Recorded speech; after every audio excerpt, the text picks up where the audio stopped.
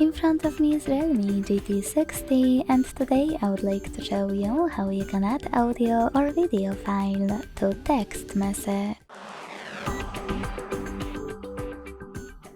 Begin by opening messages and selecting or creating a chat. Then tap on this icon of a plus at the bottom left corner, and to add an audio file, hit Files section. Then use Audio Filter at the top. Select one of those apps or click on those three dots at the top right corner to find your audio file.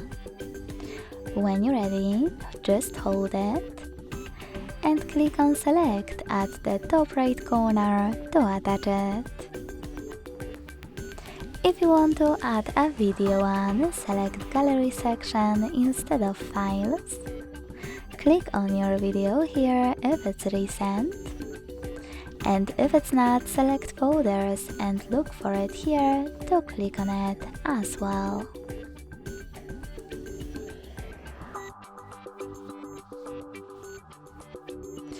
Thanks so much for watching. If you enjoyed this video, leave a like, comment and subscribe. Bye!